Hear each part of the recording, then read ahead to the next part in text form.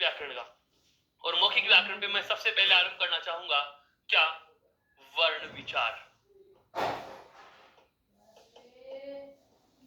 सबसे पहले हम जिस टॉपिक की चर्चा करने वाले हैं वो कौन सा है, वर्ण विचार। क्या होता है, किसे कहते हैं, इन सब बातों की कितने प्रकार के होते हैं, कौन कौन से होते हैं, इतने ही प्रकार क्यों बने, इन सब बातों पे बहुत अच्छे से अपन वार्ता आरंभ करते हैं। देखिए वर्ण विचार जो बिंदु है इसका संबंध किससे होगा, वर्ण से। वर्ण विचार वाले बिंदु का संबंध किससे होगा, वर्ण से संबंध रहेगा। किससे संबंध रहेगा, वर्ण से इसका संबंध रहेगा। और वर्ण से संबंध कैसे रहेगा वो चीज समझनी है। देखो मैंने अभी अभी चर्चा की कि चाहे भाषा हो या चाहे व्याकरण हो, भाषा हो या चाहे क्या हो, व्याकरण। भाषा या व्याकरण इन दोनों में से जो भी होगा उसके अंग कितने होते हैं, 3। भाषा या जो व्याकरण होती है उसके अंग कितने हैं, 3। और इन 3 अंगों में सबसे पहला अंग जो आता है वो कौन सा आता है, वर्ण। वर्ण के बाद में जो दूसरी बात आती है वो कौन सी आएगी, शब्द। या मैं कहूं भाषा या व्याकरण का जो दूसरा अंग होता है वो कौन सा होता है, शब्द। और शब्द के बाद में जो तीसरा अंग होता है वो कौन सा होता है दोस्तों, वाक्य। वो तीसरा अंग जो होता है वो कौन सा होता है, वाक्य। या मैं कहूं कि भाषा या व्याकरण के जो 3 अंग होते हैं इन 3 अंगों में सबसे पहले वर्ण, वर्ण के बाद शब्द और शब्द के बाद में क्या होता है, वाक्य। इन तीनों में जो संबंध पाया जाता है उसकी भी बात करें अपन, देखो क्या कि वाक्य बनता है किससे, शब्द से, और शब्द बनता है किससे, वर्ण से। जहन में सवाल आ गया वर्ण किससे बनता है, अभी बताऊंगा आपको। फिलहाल इतना ध्यान रखना है कि भाषा की सबसे बड़ी इकाई या सबसे बड़ा अंग कौन सा है, वाक्य। मध्यम कौन सा रहा, शब्द। और छोटा कौन सा रहा, वर्ण। वर्ण से क्या बना, शब्द। और शब्द से क्या बना, वाक्य। अब वो कैसे बनते हैं वो वाली चीज हम आरंभ कर रहे हैं। सबसे पहले बात कर रहा हूं मैं क्या, कि वर्ण क्या होता है, वर्ण किसे कहा जाता है। तो वर्ण का विकास होता है किससे, ध्वनि से। वर्ण का विकास जो है वो किससे होता है, ध्वनि से। अब सवाल ये उठता है कि चलो मान लिया वर्ण का विकास ध्वनि से होता है, लेकिन ये ध्वनि क्या है। वर्ण का विकास ध्वनि से होता है, हम इस बात से सहमत हैं, लेकिन ये वर्ण क्या चीज है। वर्ण का विकास तो ध्वनि से हो रहा है, लेकिन वर्ण क्या है, वर्ण क्या है, वर्ण क्या है। वर्ण का विकास ध्वनि से हुआ, तो सवाल ये उठ गया पहले कि ध्वनि किसे कहोगे। वर्ण क्या है, ध्वनि से बन रहा है। कैसे बन रहा है ये तो बाद में पता चले, पहले हमारे सामने एक नई समस्या ये खड़ी होगी कि ध्वनि किसे कहा जाएगा। तो पहले समझो ध्वनि क्या है। ध्वनि को कहा जाता है भाषा का मौखिक अंग। भाषा का मौखिक अंग, किसी भी भाषा का जो मौखिक अंग होता है वो क्या कहलाता है, ध्वनि। क्यों, इसके पर्याय शब्दों की बात करें तो हम इसके पर्याय शब्दों में इसको क्या कहते हैं, आवाज। क्या कहते हैं, आवाज। एक प्रकार का पर्यायवाची शब्द है। कई बार हम देखते हैं कि बहुत ज्यादा कल कारखानों की बड़ी बड़ी मशीनें चल रही हैं, टर्बोजेट इंजन चल रहे होते हैं, लाउड स्पीकरों का प्रयोग होता है, तो एक प्रदूषण होता है, कौन सा, ध्वनि प्रदूषण। कौन सा प्रदूषण हो रहा है, ध्वनि प्रदूषण। अब ये ध्वनि प्रदूषण हुआ किसकी वजह से, आवाज तेज होने की वजह से। किसकी वजह से हुआ, आवाज तेज होने की वजह से। इसका मतलब यह हुआ कि आवाज अगर तेज हो रही है तो आवाज प्रदूषित हो रही है, उसी को अपन ने कह दिया ध्वनि प्रदूषण। अर्थात आवाज और ध्वनि एक दूसरे के क्या है, पर्यायवाची। और ये आवाज या जो ध्वनि है ये क्या है, भाषा का मौखिक अंग। और मौखिक अंग में भी कौन सा, सबसे छोटा। अब ये सबसे छोटा क्या चक्कर है ये भी समझो। सबसे छोटा का मतलब यह है कि इसे हम तोड़ नहीं सकते, इसे हम तोड़ नहीं सकते, इसे हम छोटा नहीं कर सकते, इसके टुकड़े नहीं किए जा सकते, ये अखंडित है, इसके खंड नहीं हो सकते। तो इसको परिभाषा के शब्दों में कैसे बोला जाए कि सर ध्वनि किसे कहा जाएगा। तो ध्वनि के लिए जो परिभाषा मैं काम में लेने वाला हूं वो परिभाषा समझना। ये परिभाषा के एक प्रकार से मैं कुछ एक तथ्य लिखने वाला हूं। ये तथ्य अगर आप चाहें तो साथ के साथ लिख भी सकोगे। हालांकि आपको जो पीडीएफ फाइल आपको मिल रही है अपने ई उत्कर्ष ऐप पे, जो नियमित रूप से सारे के सारे नोट्स बहुत ही अच्छे शानदार तरीके से पीडीएफ के फॉर्मेट में उपलब्ध हैं, वहां से ये सब चीजें आपको प्राप्त हो रही हैं, आप वहां से भी इनको प्राप्त कर सकते हो। लेकिन जो तथ्य अगर आप ये चाहें कि हम साथ के साथ लिखना चाहें तो देखो, सबसे पहली बात जो इसमें परिभाषा के रूप में मैं लिखना चाहूंगा कि ध्वनि किसे कहा जाएगा। एक ध्वनि की परिभाषा के रूप में मैं जो कहना चाहूंगा वो क्या होगा कि भाषा का मौखिक, भाषा का मौखिक सबसे छोटा अंग। भाषा का मौखिक सबसे छोटा अंग, किसी भी भाषा का मौखिक सबसे छोटा अंग क्या कहलाता है, आंसर आएगा ध्वनि। भाषा का मौखिक सबसे छोटा अंग जो है वो क्या होता है, ध्वनि। नंबर 2। अब ध्वनि से वर्ण कैसे बना, ये चीज समझे पहले, उसके बाद में दूसरा तथ्य लिखने वाला हूं मैं। पहले तो हमें पता चल चुका कि भाषा का मौखिक सबसे छोटा अंग क्या है। भाषा का मौखिक सबसे छोटा अंग क्या है? ध्वनि। मैं बोल रहा हूं ए, मैं बोल रहा हूं क, तो जो मैंने ए की ध्वनि की, जो मैंने क की ध्वनि की, जब तक आवाज में बोल रहा था वो क्या था? ध्वनि था। जब तक मैं आवाज बोल रहा था आपको आवाज सुनने को मिल रही थी, लेकिन मैंने ये क्या कर दिया, इनको लिख भी दिया। अर्थात मेरा कहने का संदर्भ है, जब मैंने ए को बोला, जब मैंने ए का उच्चारण किया, तो वो तो कौन सा रूप था? मौखिक रूप। वो तो कौन सा रूप था? मौखिक रूप। और मौखिक रूप को तो आपने क्या दे दिया? नाम, ध्वनि। लेकिन अब ये मौखिक रूप थोड़ी रहा, ये कौन सा हो गया? जो मेरी ध्वनि थी, जो मौखिक रूप था, ये उसका कौन सा भाग आ गया? लिखित रूप। ये कौन सा भाग आ गया? लिखित रूप हो गया। अर्थात मैं कहूं कि जो ध्वनि थी वो तो कौन सा रूप थी? मौखिक रूप। और जो ये ए वर्ण है, जो ये ए है, ये कौन सा रूप है? लिखित रूप। ये लिखित रूप है किसका? ध्वनि का। लिखित रूप है किसका? ध्वनि का। मेरा कहने का संदर्भ यह हुआ, दो लाइनें जोड़ के एक साथ बोलूंगा, शब्द पे गौर करना। एक एक शब्द बहुत महत्वपूर्ण है कि भाषा की सबसे छोटी मौखिक इकाई, भाषा की सबसे छोटी मौखिक इकाई ध्वनि के लिखित रूप को वर्ण कहते हैं। कुछ समझ में आया? वापस से समझना। भाषा की सबसे छोटी मौखिक इकाई क्या थी? ए, आवाज। ए की जो आवाज थी वो। और ये मैंने उसको क्या कर दिया? लिख दिया। ये मैंने उसको क्या किया है? लिख दिया है। तो जो ए की आवाज थी वो तो कौन सा रूप था? मौखिक रूप। और ये कौन सा रूप हो गया उसका? लिखित रूप। तो भाषा की सबसे छोटी जो मौखिक इकाई थी ध्वनि, उसका लिखित रूप ही क्या कहलाता है? वर्ण कहलाता है। समझ में आया कुछ? वापस से बता रहा हूं। भाषा की सबसे छोटी मौखिक इकाई, भाषा की सबसे छोटी मौखिक इकाई, भाषा की सबसे छोटी मौखिक इकाई ध्वनि के लिखित रूप को, भाषा की सबसे छोटी मौखिक इकाई ध्वनि के लिखित रूप को क्या कहा जाएगा? वर्ण कहा जाएगा। तो हमारा यहाँ जो तथ्य हम लिख रहे हैं, उन तथ्यों में दूसरा जो तथ्य आ गया है, वो वाला तथ्य क्या आ गया? देखो, सबसे पहला जो हमें तथ्य पता चला है, वो वाला तथ्य तो क्या पता चला? सबसे पहला जो तथ्य पता चला क्या? कि भाषा की सबसे छोटी मौखिक इकाई, भाषा की सबसे छोटी मौखिक इकाई, भाषा की सबसे छोटी मौखिक इकाई, वो तो क्या रहेगी? ध्वनि। एक चीज। दूसरी बात, भाषा की सबसे छोटी लिखित इकाई। दूसरा सवाल, भाषा की सबसे छोटी लिखित इकाई। दूसरा तथ्य यदि अपने से पूछ लिया जाता है तो आंसर ध्वनि होगा या वर्ण होगा? बताएं, ध्वनि या वर्ण? अब बताओ। बिल्कुल बिल्कुल, सवाल पे गौर करना है, शब्दों पे गौर करनी है। एक एक शब्द बहुत काम का है। भाषा की सबसे छोटी मौखिक इकाई, भाषा की सबसे छोटी मौखिक इकाई क्या है? ध्वनि। भाषा की सबसे छोटी मौखिक इकाई क्या है? ध्वनि। और ध्वनि का लिखित रूप ही तो है ये। भाषा की सबसे छोटी लिखित इकाई पूछ ली जाए तो आंसर क्या आएगा? वर्ण, न कि ध्वनि। ये चीज मेरे हिसाब से आप बहुत अच्छे से समझ गए होंगे। अगर हमें सवाल पूछा जाता है क्या कि भाषा की सबसे छोटी मौखिक इकाई क्या होती है, तो हमारा उत्तर होगा ध्वनि। हमें सवाल पूछा जाता है भाषा की सबसे छोटी लिखित इकाई क्या होती है, तो वर्ण। ये स्टेटमेंट आए हुए हैं, बहुत बार आता है, और ये ऐसा प्रश्न है जो पेपर के ज्यादातर प्रश्नों की संख्या में प्रश्न नंबर 1 पे होता है।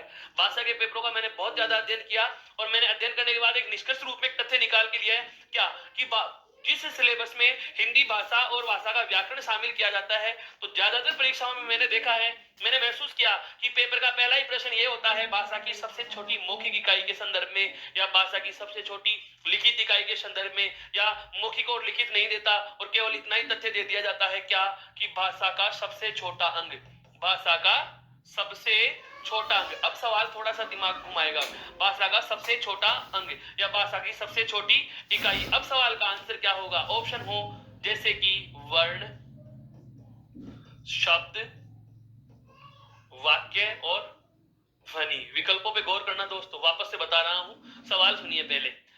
भाषा की सबसे छोटी इकाई या भाषा का सबसे छोटा अंग क्या होगा? हमारे पास जवाब में ए विकल्प आ रहा है वर्ण, दूसरा विकल्प आ रहा है शब्द, तीसरा विकल्प आ रहा है वाक्य, और चौथा विकल्प आ रहा है ध्वनि।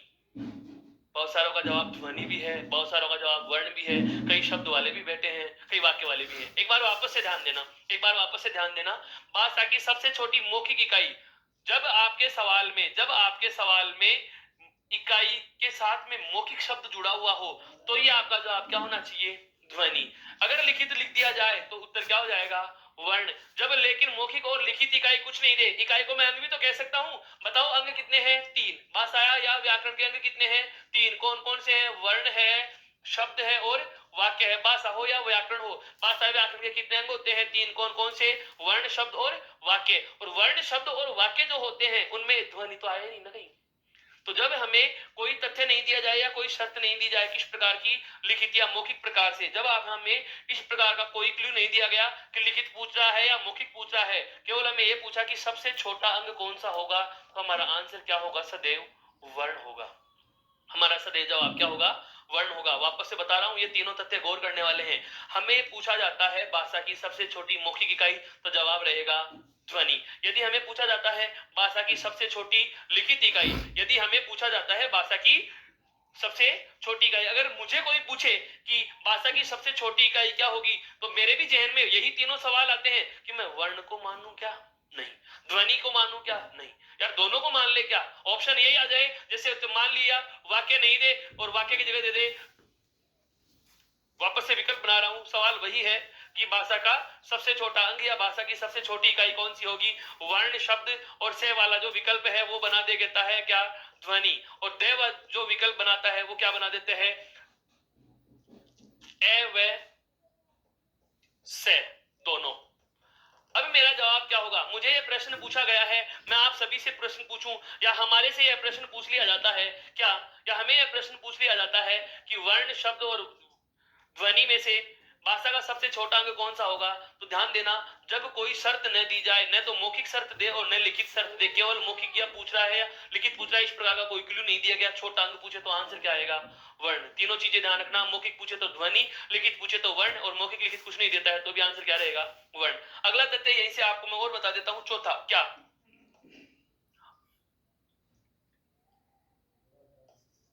अर्थ के आधार पर, अलग चीज है ये, ध्यान देना। अर्थ के आधार पर, हालांकि इसकी बात हम बाद में और करेंगे, पर ध्यान दो, जब छोटे अंगों की बात करें तो ये दो लाइनें और याद रखनी है साथ में। अर्थ के आधार पर सबसे छोटा अंग, अर्थ के आधार पर सबसे छोटा अंग। यदि सवाल है हमारा कि अर्थ के आधार पर सबसे छोटा अंग कौन सा होगा, अर्थ के आधार पर सबसे छोटा अंग पूछा जाए और विकल्प यदि यही होते हैं, तो सदैव ध्यान रखना अर्थ के आधार पर सबसे छोटा अंग भाषा का होता है कौन सा? शब्द। और ये वाला प्रश्न बहुत बार भ्रमित कर देता है, बहुत बार हमें ये कंफ्यूजन में डाल देगा कि यार भाषा का सबसे छोटा अंग हमने वर्ण भी पढ़ा है, भाषा का सबसे छोटा अंग हमने ध्वनि भी पढ़ा है, लेकिन ये शब्द वाला क्या चक्कर है? समझिए, वर्णों का कोई अर्थ नहीं होता, वर्णों का कोई अर्थ नहीं होता। ये सब चीजें आएंगी हमारे पास धीरे धीरे, हम बहुत अंदर तक की बातें पढ़ेंगे पूरी व्याकरण में। इसको बहुत अच्छे से लेना है इन पाठों को, और इन सेगमेंट में चलने वाली नियमित क्लासों को बहुत अच्छे से देखना है। कोई चीज समझ में नहीं आती है, 2-3 बार इसको रिप्लेस करके देखना, रिवर्स करके देखना, सारी चीजें क्लियर हो जाएंगी। कई बार हो जाता है कि ये वाली चीज हमारी छूट गई, हमारा ध्यान भंग हो गया, ये वाली चीज कब बता दी, क्योंकि मैं एक एक शब्द पे बहुत ज्यादा जोर डाल रहा हूँ। ये चीजें इसलिए बता रहा हूँ क्योंकि हमें रटने वाला तथ्य नहीं समझना, अपने को कंसेप्ट लेना है इसका कि थीम क्या कहना चाह रही है, इस बात का मूल रहस्य क्या है। ध्यान दो, अर्थ के आधार पर पूछा है सवाल। अब अर्थ के आधार पर भाषा के अंग तो 3 ही है, वर्ण है, शब्द है और वाक्य है। अब मैं कह रहा हूं वर्णों का कोई अर्थ नहीं होता, तो बताओ अर्थ के आधार पर भाषा के कितने अंग बच गए? केवल 2।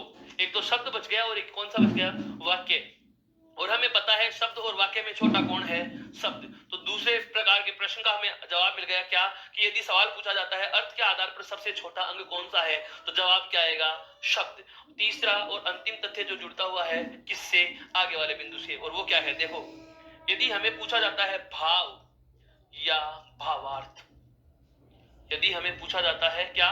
भाव या भावार्थ के आधार पर, मान लिया कि अर्थ के आधार पर तो हमने बता दिया क्या? शब्द। लेकिन भाव या भावार्थ के आधार पर यदि प्रश्न पूछ लिया जाए कि भाव या भावार्थ के आधार पर सबसे छोटा अंग क्या होगा, भाव या भावार्थ के आधार पर सबसे छोटा अंग क्या होगा, तो ऐसे प्रश्न का जवाब क्या आता है? ध्यान देना, वाक्य।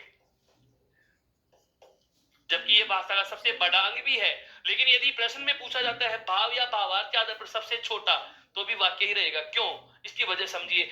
देखो, भाषा या व्याकरण के कितने अंग हैं? 3। वर्ण, शब्द और वाक्य। भाषा या व्याकरण में बहुत सारी चीजें बहुत बार बोलूंगा, इतनी बार बोलूंगा कि आपको लिखने की आवश्यकता कहीं नहीं पड़ेगी, याद ही हो जाएंगे साथ में ही। मैं ये बात आपसे अब तक मैं 50 बार शेयर कर चुका, मैं और भी 50 बार बोलने वाला हूँ ये चीज कि भाषा या व्याकरण के कितने अंग होते हैं? 3, वर्ण, शब्द और वाक्य। सबसे छोटा कौन? वर्ण। वर्ण से क्या बना? शब्द, और शब्द से क्या बनता है? वाक्य। अब भाषा या व्याकरण हो चाहे कोई भी हो, इन दोनों को अपन ने 3 अंगों में समाहित कर लिया। कौन कौन से में? एक तो वर्ण में, और एक कहां पे? शब्द में, और एक कहां पे? वाक्य में। वर्ण, शब्द और वाक्य में तीनों बिंदुओं को हम बांट के पढ़ रहे हैं। वर्ण का अगर अर्थ ही नहीं होता तो भावार्थ तो हो ही नहीं सकता। अब अर्थ के आधार पर हमारे पास कितने बच गए? 2, एक तो शब्द और एक वाक्य। ध्यान देना, वर्ण का अर्थ ही नहीं होता तो अर्थ नहीं होता तो उसका भावार्थ तो निकल ही नहीं सकता। भावार्थ होता है सांकेतिक अर्थ या उसका भाव का अर्थ। जैसे हम व्याख्या वगैरह किया करते थे छोटी क्लासों में, तो किसी भी बिंदु का या किसी भी पद का, किसी भी दोहे का, किसी भी छंद का हमने हूबहू अर्थ लिखने के बाद भावार्थ लगा के जो हम लिखा करते थे, या अर्थात लगा के जो लाइन लिखा करते थे, वो भावार्थ कहलाती है। मतलब छुपा हुआ अर्थ या अन्य अर्थ या सांकेतिक अर्थ जिसके लिए वह लाइन लिखी जाती है, उसका वास्तविक तथ्य क्या है, वो वाली चीज किसमें आती है? भावार्थ में। वर्णों का अगर अर्थ ही नहीं निकलता तो भावार्थ हो ही नहीं सकता। हमारे पास अर्थ के आधार पर केवल कितने अंक बच गए? अर्थ के आधार पर केवल कितने अंक बच गए? 2। और वो अर्थ के आधार पर 2 अंक बचे, वो कौन कौन से बच गए? एक तो बच गया क्या? शब्द, और एक क्या बच गया? वाक्य। अर्थात अर्थ के आधार पर केवल 2 ही अंक हैं, एक तो है शब्द और एक वाक्य। अब शब्दों का अर्थ तो होता है लेकिन भावार्थ नहीं होता।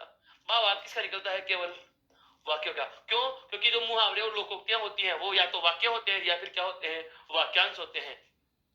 ये एलडीसी में प्रश्न पूछा गया है अभी, जो 2018 में एलडीसी के पेपर हुए थे, 4 सेगमेंट में, 4 सेटों में जो पेपर हुआ था, अधीनस्थ बोर्ड ने जो पेपर लिया था, उसमें सत्य कथन का चयन करो या संगत कथन का चयन करो। उसमें एक लाइन आ गई थी क्या कि वाक्य मुहावरे और लोकोक्ति के संदर्भ में चुनिए। मुहावरा वाक्य होता है, लोकोक्ति वाक्यांश होती है। लोकोक्ति वाक्य होती है और मुहावरा वाक्यांश होता है। मुहावरा और लोकोक्ति दोनों वाक्यांश होते हैं और मुहावरा और लोकोक्ति दोनों वाक्य होते हैं। बहुत माइनर प्रश्न था। लोग मुहावरे और लोकोक्ति पढ़ के जाते हैं, आग का अंधा नाम नयन सुखे है, नाच न जाने आंगन टेढ़ा, खिसियानी बिल्ली खंबा नोचे। उदाहरणों से उसने क्वेश्चन ही नहीं किया, तथ्य पूछ लिया। कोई नहीं पहुंच पाता वहां तक। हम वो चीजें पढ़ेंगे, इसीलिए इतना बहुत गहराई तक ले रहा हूं मैं आपको कि एक बार अपने को ऐसा थीम तो पता चले कि है वास्तव में व्याकरण का मूल क्या है। उस रूट तक हमें पहुंचना है, उस टॉपिक के उस मूल बिंदु तक हमें पहुंचना है, तथ्य तक हमें पहुंचना है कि इस टॉपिक की शुरुआत कहां से हो रही है। इसीलिए बता रहा हूं कि शब्दों का केवल अर्थ होता है, वाक्यों का अर्थ और भावार्थ दोनों होते हैं। हाँ, उस प्रश्न का जवाब मैं आपको बता देता हूं। लोकोक्ति जो होती है वो होती है वाक्य, और मुहावरे जो होते हैं वो होते हैं वाक्यांश। लोकोक्ति अर्थ लोगों का कथन, लोग जो भी कोई बात कहेंगे वो कभी अधूरी नहीं कहते, वो पूरी कहते हैं, ये ध्यान रखना। और जो वाक्य पूरा होता है, जो पूरी बात होती है, उसको वाक्य कहा जाता है। वाक्यांश का मतलब वाक्य का भाग। मुहावरा जो होता है वो वाक्य का भाग होता है। अर्थात ऐसा कोई कथन जो किसी बात की तरफ इशारा कर रहा होगा, वो संकेत करेगा, वो सांकेतिक होगा। व्यंग्य में अधिकांश से मुहावरे कहे जाते हैं, लोकोक्तियां सीख में कही जाती हैं। व्यंग्य जब करेंगे तो मुहावरों का प्रयोग करेंगे, सीख किसी को देंगे, शिक्षा किसी को दे रहे हैं तो लोकोक्तियों का ज्यादातर प्रयोग किया जाता है। ये सब चीजें हम जब मुहावरे और लोकोक्ति पढ़ेंगे उस समय आएंगी, उस समय बात करेंगे। फिलहाल हमें इतना ध्यान रखना है कि भाव या भावार्थ के आधार पर भाषा का सबसे छोटा अंक पूछा जाए तो हमारा जवाब क्या रहेगा?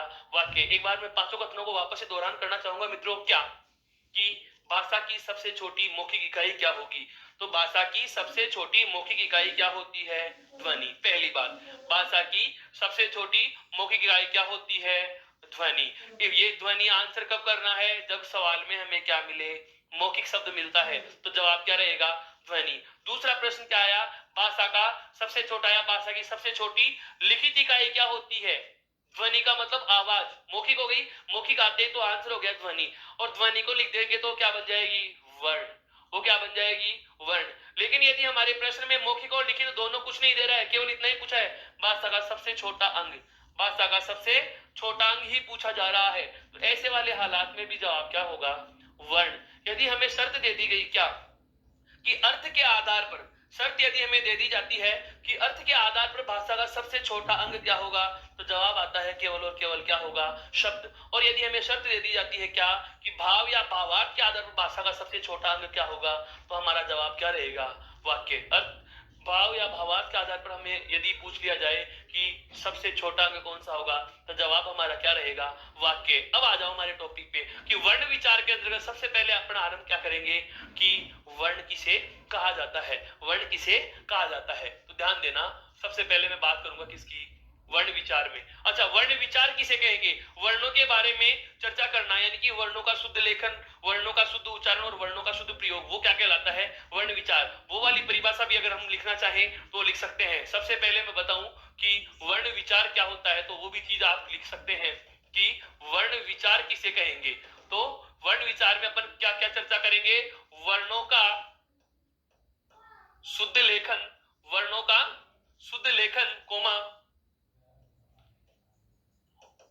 उच्चारण और प्रयोग। ऐसा तथ्य है जिसमें वर्णों के शुद्ध उच्चारण का, शुद्ध लेखन का और शुद्ध प्रयोग का, वर्णों के शुद्ध लेखन का, शुद्ध उच्चारण और शुद्ध प्रयोग का ज्ञान जहां भी प्रदान किया जाएगा वो वहां पर कौन सा होगा? वहां पर कौन सा होगा? वर्ण विचार होगा। वर्णों के शुद्ध लेखन का, शुद्ध उच्चारण का और शुद्ध प्रयोग का ज्ञान प्रदान करना ही क्या कहलाता है? वर्ण विचार कहलाता है। अब मैं यहाँ पर केवल कौन से ले रहा हूं? वर्ण की परिभाषा की। वर्ण किसे कहा? अभी अपन ने दो तथ्य लिखे थे। सबसे पहला हमने बात करी थी क्या कि भाषा की सबसे छोटी इकाई, भाषा की सबसे छोटी मौखिक इकाई क्या है? ध्वनि। और लिखित इकाई क्या होती है? वर्ण। इन दोनों को जोड़ते हुए हमें क्या बनानी है?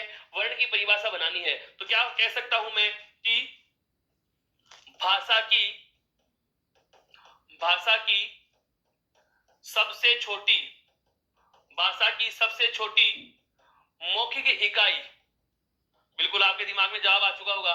भाषा की सबसे छोटी मौखिक इकाई क्या है? इन्वर्टेड कोमा में लिख सकते हैं आप इसको, ध्वनि।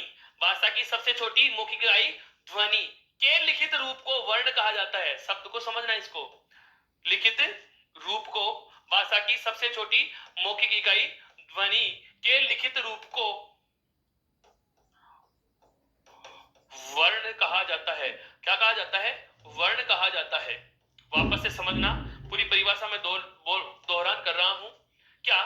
भाषा की सबसे छोटी भाषा की सबसे छोटी मौखिक इकाई, भाषा की सबसे छोटी मौखिक इकाई क्या है? ध्वनि। ध्वनि के लिखित रूप को क्या कहा जाता है? वर्ण कहा जाता है। भाषा की सबसे छोटी मौखिक इकाई ध्वनि के लिखित रूप को क्या कहा जाता है? वर्ण कहा जाता है। यहां तक कोई दिक्कत नहीं। अब उसके बाद में बात आती है, अगला जो तथ्य हमारा आता है वो आता है वर्ण के प्रकार। वर्ण के प्रकार। यदि प्रश्न यही पूछ लिया जाए कि वर्ण के कितने भेद होते हैं, तो इस सवाल का बेसिक सा आंसर होता है क्या? दो। वर्ण के कितने भाग होते हैं? दो। और वो कौन कौन से होते हैं दोस्तों? एक होता है स्वर और एक होता है क्या? व्यंजन। यदि हमसे पूछा जाता है कि वर्ण के कितने प्रकार होते हैं, तो वर्ण के प्रकार कितने होते हैं? दो होते हैं। एक तो होता है स्वर वर्ण और एक होता है क्या? व्यंजन। एक क्या होता है? व्यंजन। वर्ण के दो भेद होंगे, स्वर और व्यंजन। अब हम बात करते हैं, धीरे धीरे हमें व्याकरण को बिल्कुल एक बिंदु से हमें दूसरे वाले बिंदु का संकेत मिलता जा रहा है कि आप यहां से कहां जाना है। अभी हमें पता चल चुका कि वर्ण विचार से हमें, वर्ण विचार की परिभाषा में देख लिया कि वर्णों का शुद्ध लेखन, उच्चारण और प्रयोग का ज्ञान प्रदान करना या प्राप्त करना क्या कहलाएगा? वर्ण विचार। ये परिभाषा कभी अपने को किसी भी प्रतियोगी परीक्षा में पूछी नहीं जाएगी। लेकिन हम बात करें वर्ण विचार के अंतर्गत, हम किसकी बात करेंगे? वर्ण की। वर्ण किसे कहा जाता है? भाषा की मौखिक सबसे छोटी इकाई तो क्या हो गई? ध्वनि। एक प्रश्न का जवाब मिल गया। के लिखित रूप अर्थात ध्वनि का लिखित रूप भी क्या कहलाता है? वर्ण। दूसरे प्रश्न का जवाब भी हमें मिल चुका। फिर प्रश्न पूछा जा सकता है क्या? वर्ण के प्रकार। ये वाला बहुत छोटा सा प्रश्न लगता है हमें, लेकिन एक बार डीएसएसपी के पेपर में पूछ लिया गया। डीएसएसपी, टीजीटी और पीजीटी का, डीएसएसपी का जो टीजीटी और पीजीटी का पेपर हुआ था, वहां पर मैंने ऐसे प्रश्नों को देखा है। पेपर में मैंने देखा था कि हमें पूछा जा रहा है, प्रश्न हमें दिया जा रहा है क्या कि क्रिया के प्रयोग और संरचना के आधार पर कितने भेद होते हैं। बहुत बेसिक सा सवाल होता है जिसको विद्यार्थी ये सोच के छोड़ जाता है। उसमें पूर्णकालिक है, प्रेरणार्थक, सहायक, संयुक्त, सामान्य का नाम धातु, ये सब तो पढ़ लिए, पर ये नहीं पढ़ा कि कुल कितने हैं। तो प्रश्न कहीं से कुछ भी पूछा जा सकता है। अब जैसे वर्ण के दो प्रकार हैं, स्वर और व्यंजन। बहुत सारे विद्यार्थी स्वर और व्यंजनों की परिभाषा रट लिए, के नाम रट लिए, कितने हैं, कौन कौन से, वो सब पढ़ के चले गए और ये वाला छोटा सा टॉपिक छोड़ देते हैं, ये सोच के कि ये भी क्या पूछने की बात है, ये भी क्या पूछने की बात है। दोस्तों, अगर पढ़ रहे हैं तो बिंदु वो सारे पढ़ने हैं जो हमारे पाठ्यक्रम में है, और एक एक लाइन, एक एक वर्ण महत्वपूर्ण है। वर्णमाला से तो पूरी भाषा बन रही है, तो कुछ नहीं छोड़ना, किसी भी चीज को न छोड़ते हुए आगे बढ़ना ही अच्छे विद्यार्थियों के गुण होते हैं। और ये वाली चीज इसी के अंतर्गत आ रही है क्या कि भाषा की सबसे छोटी मौखिक इकाई ध्वनि के लिखित रूप को तो हमने वर्ण कह दिया, और वर्ण के जो प्रकार हैं उसमें कितने प्रकार आ गए? दो। अब ये दो प्रकार क्या है कह रहे हैं, कौन कौन से होते हैं, कैसे होते हैं, इसकी हम बात करते हैं। सबसे पहले बात करेंगे किसकी? सबसे पहले हम बात करेंगे किसकी कि वर्ण के प्रकार, वर्ण के प्रकार, और वर्ण के प्रकार कितने हैं? दो। कौन कौन से हैं? एक तो होता है क्या? स्वर। एक तो क्या होता है? स्वर। और दूसरा क्या होता है? व्यंजन। दूसरा क्या होता है? व्यंजन। अब ये दोनों क्या चीजें हैं, इनके बारे में बात करते हैं सबसे पहले कि स्वर किसे कहा जाएगा और व्यंजन किसे कहा जाएगा। उसके बाद हम बात करेंगे कि व्यंजनों के प्रकार कितने होंगे, स्वरों के प्रकार कितने होंगे, कौन कौन से होंगे, कौन कौन से नहीं होंगे। तो देखो, स्वर के लिए कहा जाता है स्वतंत्र। स्वर के लिए क्या कहा जाता है? स्वतंत्र। स्वर के लिए क्या कहा जाता है? स्वतंत्र कहा जाता है। और व्यंजन के लिए कहा जाता है स्वतंत्र नहीं। स्वतंत्र नहीं। दोनों चीजें समझना बहुत अच्छे से। वर्ण के कितने प्रकार हैं? तो यहां से अपने बड़े टॉपिक शुरू हो चुके हैं। एक तो कौन सा?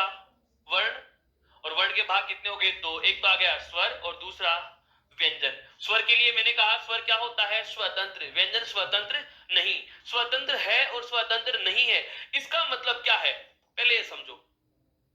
जैसे भारत भी स्वतंत्र है, तो मैं क्या ये कह सकता हूं कि स्वरों को भी 15 अगस्त 1947 को स्वतंत्रता मिल गई थी?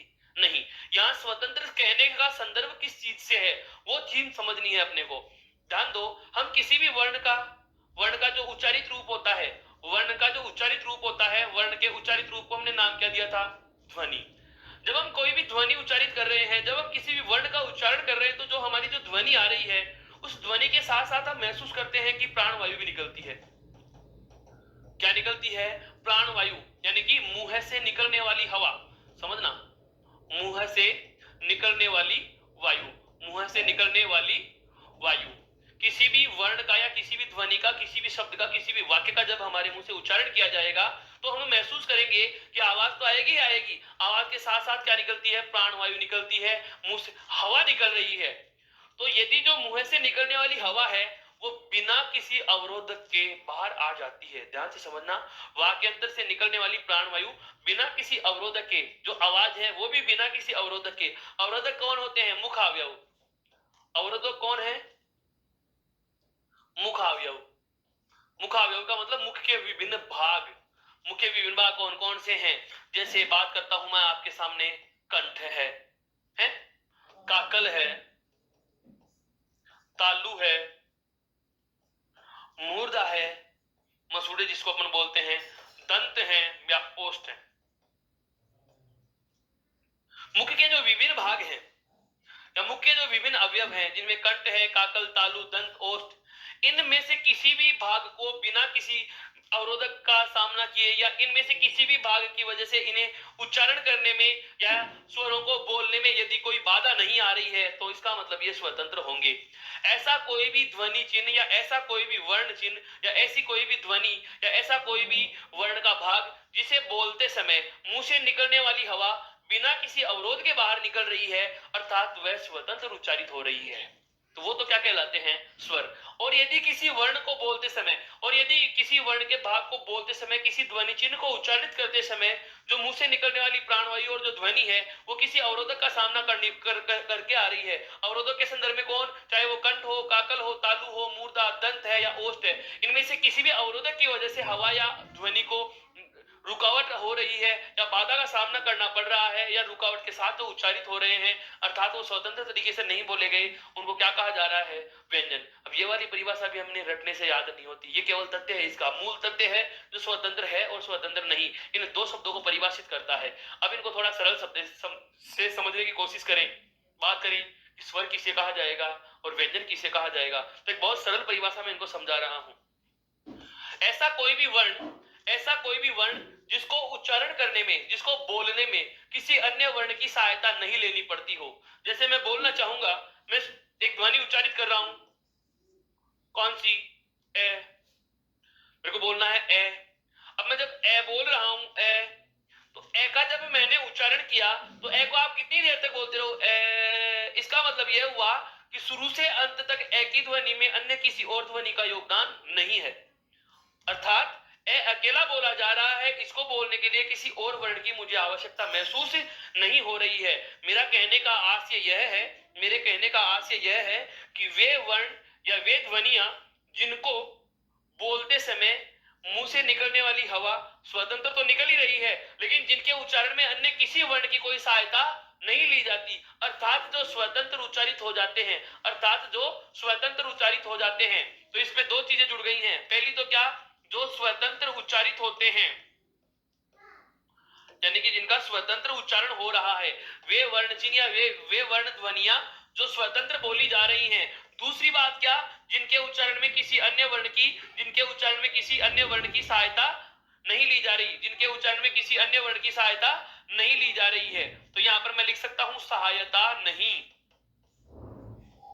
सहायता नहीं। वापस से समझना इस बात को, वे वर्ण जो स्वतंत्र बोले जाते हैं और जिन्हें बोलने में किसी अन्य वर्ण की सहायता नहीं ली जाती, ये ऐसे वर्णों को तो क्या कहा जाता है, स्वर। अब व्यंजन जो होते हैं वो इन स्वरों के क्या होते हैं, ठीक विलोम होते हैं।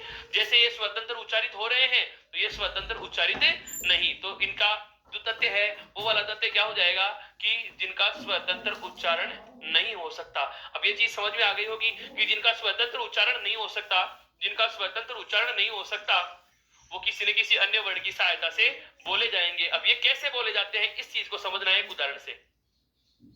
जैसे मेरे को बोलना है गे, तो गे, अब गे को जैसे हम लंबे समय तक उच्चारित करेंगे, वापस से दोहरान करना, स्वर वर्ण वे वर्ण हैं जो अकेले बोले जा रहे हैं, अर्थात जिन्हें बोलने के लिए किसी अन्य वर्ण की आवश्यकता नहीं होती, जो स्वतंत्र उच्चारित हो जाते हैं वो तो कहलाते हैं स्वर। और बात आती है व्यंजन। व्यंजन वे वर्ण हुआ करते हैं जिन्हें बोलने के लिए किसी दूसरे वर्ण की सहायता ली जाती है, जिसमें किसी दूसरे वर्ण की सहायता ली जाती है। अब सहायता ली जाती है वो कैसे ली जाती है, एक उदाहरण से समझेंगे इसको। जैसे हमें उच्चारित करना है कौन सा वर्ण, गे, कौन सी ध्वनि को उच्चारण करना है, गे ध्वनि को उच्चारण करना है, गे। अब आरंभ तो मैंने गे बोलना किया है और अंत में आते आते मेरे मुख से ध्वनि किसकी आने लग गई, ए की। किसकी ध्वनि आने लग गई, ए की। मित्रों मेरा कहने का आशय यह है कि गे का उच्चारण करना है, अर्थात व्यंजन वर्ण का मुझे उच्चारण करना है, तो मुझे किसका सहारा लेना पड़ा, स्वर का सहारा लेना पड़ा।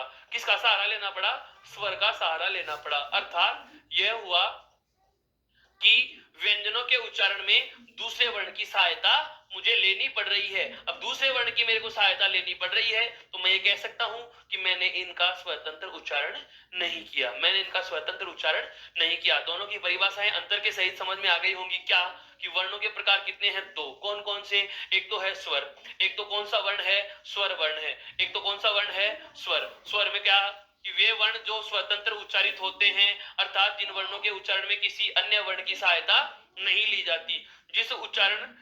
जिस वर्ण के उच्चारण में किसी अन्य वर्ण की सहायता नहीं ली जाती वो तो हो गया स्वर। और वे वर्ण जो स्वतंत्र उच्चारण नहीं, जिनका स्वतंत्र उच्चारण नहीं होता, या मैं कहूं जिसके उच्चारण करने के लिए अपने को किसी अन्य वर्ण की सहायता लेनी पड़ती है, जिनका स्वतंत्र उच्चारण नहीं होता, जिसमें किसी अन्य वर्ण की सहायता ली जाती है, वो क्या कहलाते हैं,